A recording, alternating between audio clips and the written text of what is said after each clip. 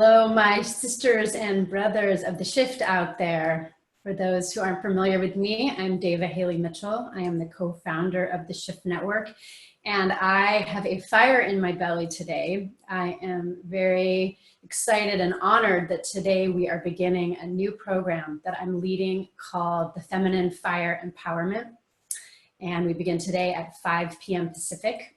And you can learn all about it on the website, which is femininefireempowerment.com.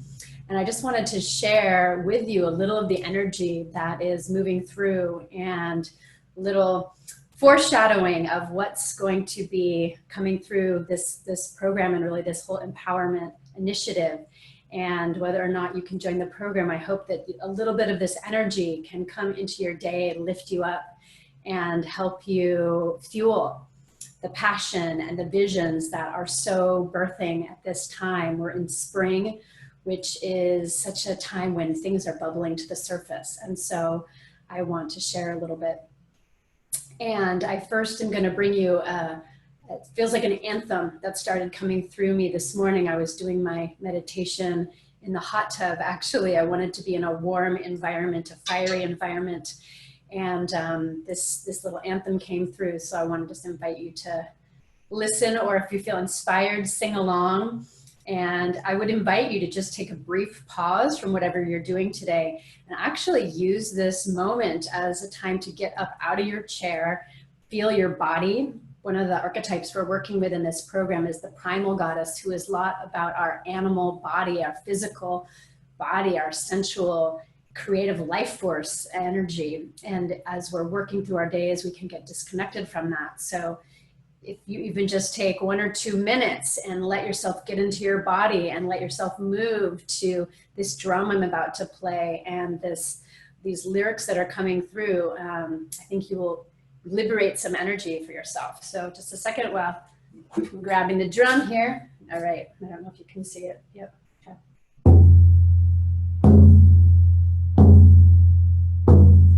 Sisters of the fire, sisters of the flame, I call you now, I call your holy name, I call you now, I call your holy name, I call your holy name. Let yourself move your hips and let yourself shake your body a little bit, stretching it out. Brothers of the fire, brothers of the flame, I call you now, I call your holy name, I call you now, I call your holy name, I call your holy name. Last verse of the song, so letting yourself really move, shake, stretch your body out. You could even sing or hum along if you feel inspired. Children of the fire, people of the flame, I call you now, I call your holy name, I call you now, I call your holy name, I call your holy name. And just letting the feeling of this drum reverberate through your body, just breaking through whatever you're doing right now, letting yourself let go of your mind just for a few moments, for a few seconds, and letting yourself feel a little more freedom in your body, letting yourself feel your own wildness, letting yourself feel your vitality, letting yourself feel your aliveness. And you can even just move your feet, stomping a little bit on the ground, swaying your hips a little bit, breathing in what is the fire in your belly today. you feeling inspired about? What are you perhaps feeling angry about? What are you feeling called to be a stand for on this planet at this critical time? What is your life in service to here and now for your personal life and also for our larger collective? I ask you these questions.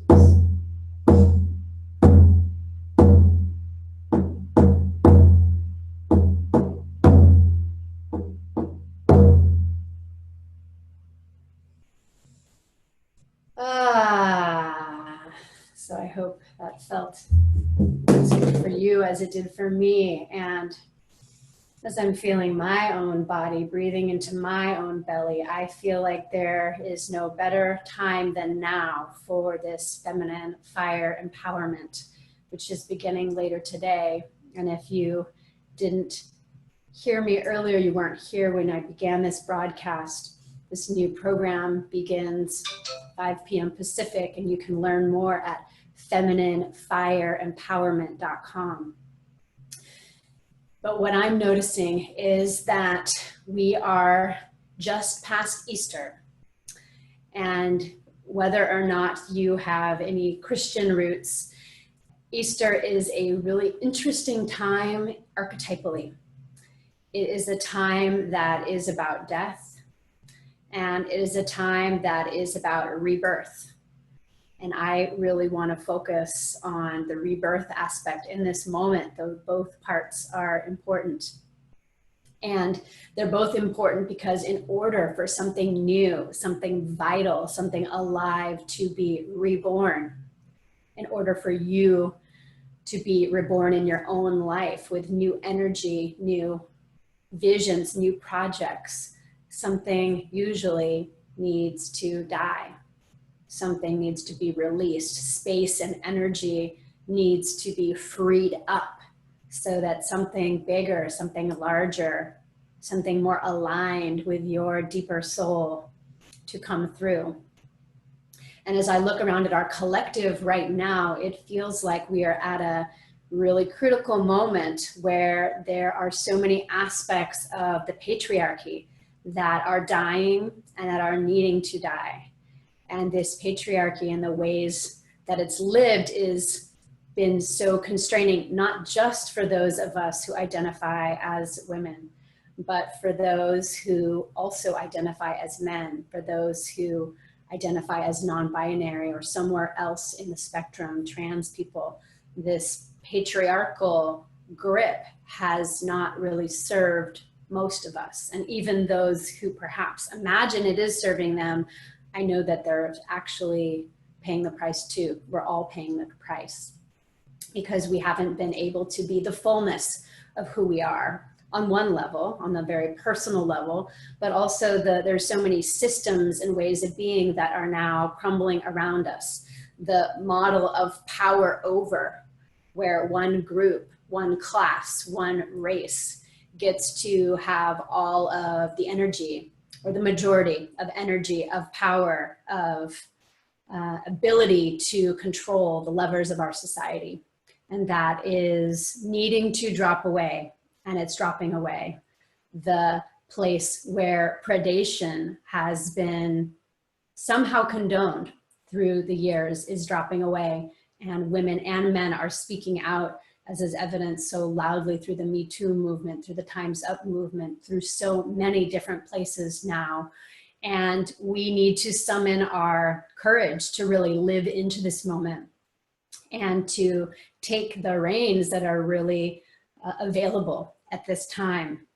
And yet what I notice in my experience from working especially with thousands of women over the past number of years is that many of us have not been fully celebrated in these aspects of ourself that I would call the feminine fire or the fierce feminine.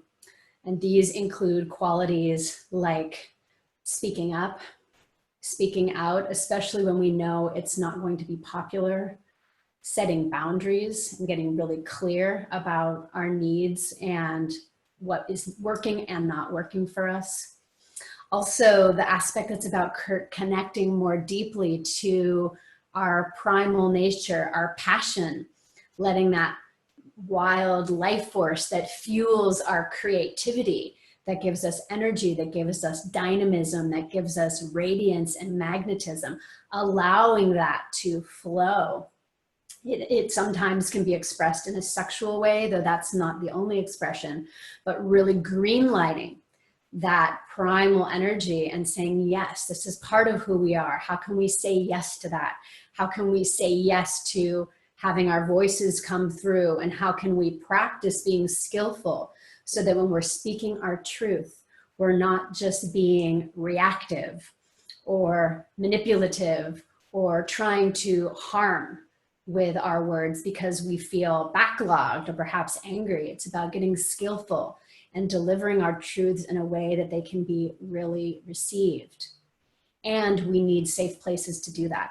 We need safe places to practice with others, speaking our truths, setting those boundaries, places where we can feel safe expressing our fully primal nature and letting that life force energy ripple through us. And places where we can also take off the masks. Perhaps some of you were with me for the session I did recently, which was about working with the goddess Kali, which is one of 4 archetypes that we'll be working with in this program, removing all the false identity masks, the labels that we take on in order to navigate society. So whether that's being the good mother or the good wife or the good girl or some other, the responsible executive, how do we remove those masks and come to this more vulnerable place and get really real with ourselves about not just in the collective, but personally, what habit patterns are needing to die now so that something else can be born. And so because not all of us, and most of us actually are not all that comfortable with these zones, it is so, so helpful to be in a community where we can do it together, where we can have a ritualized place that we can come together and share our hearts and share our fears and share the things that come up in us. Many, many women in particular, even those who are very successful, sadly, don't feel confident. They don't feel deeply confident in who they are.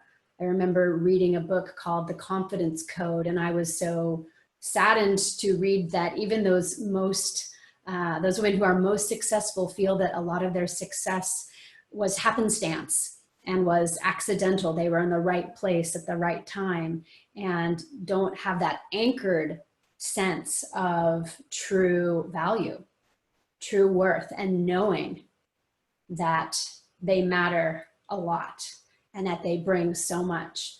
And so this new program, and it's really much more than a program, it's called an empowerment, because we already are empowered, but sometimes we need to rev up our engines even more in order to step into this very large call in our collective right now. The stage has been set and so many moves have been made, and often it's been by people who are more well-known. And now it's time for each of us in our big ways and our small ways to make our own moves and to also receive the support and the nurturance underneath of a community and also from the archetypal realm. So we are working with different archetypes of the feminine. And for those who aren't as familiar with archetypes, I'll give examples. Like the first archetype we're working with in this program, actually starting tonight, we'll be working with the archetype of the Great Mother. And so you have probably some sense of what that is, not your personal mother, but the Great Mother, the cosmic mother, that mother force, that energy that lives in the world, but also lives in you. And so how do we call on that energy as a fountain of unconditional love and support to nurture us through this journey that we're going to be embarking on for the next 8 weeks for those who choose to do it. So really opening to the love and the support, the nurturance of the Great Mother. And we'll be doing some guided visualizations and working with essential oils and self-love practices and ways that we can also bring that energy from our overflow into our lives. We'll also be working with the archetype of what we call the creator destroyer. Kali is an embodiment of that. So that's what I was talking about before. She helps us to remove the false masks. She helps us look deeply at what needs to die for something else to be born. And then she also allows this life force, this birthing to come forward through the creativity that gets unleashed as you let go of these patterns and ways of beings that no longer serve you. And then we'll be working with the archetype we call the initiator. And the initiator could also be called the truth teller. And she's the one who teaches us and holds us and gives us examples of how to tell our truth. And one goddess we'll be working with in that is Isis. And for the primal goddess, the goddess of Pele. So Pele, Isis, Kali, and then the Great Mother, who comes in so many different forms through so many different traditions. So I'm really excited about this course. You can learn more, as I said, by going to www.femininefireempowerment.com. As you can probably hear in my voice, I am very fired up about it. I feel like it's really a very deep answer to a call that is in our collective right now. And this is a course that is for women and men and people of all genders who feel that they want to breathe in this fire and work with it over a period of time to really let it fuel your life and bring more aliveness, more passion, more vitality, and ultimately more love and power, which is so desperately needed now. I want to end with a poem that I just love, and I'm just going to bend over while I grab it. This is a poem that's called "We Have Come to Be Danced" by Jewel Matheson. So I know you may be multitasking at this moment, but I would invite you to, again, just close your eyes and receive this poem and let it ripple through you. It is so multidimensional and has so much of this raw Shakti energy. We have come to be danced, not the pretty dance, not the pretty pick me dance, but the claw our way back into the belly of the sacred, sensual animal dance. The unhinged, unplugged, cat is out of its box dance. The holding this precious moment in the palms of our hands and feet dance. We have come to be danced.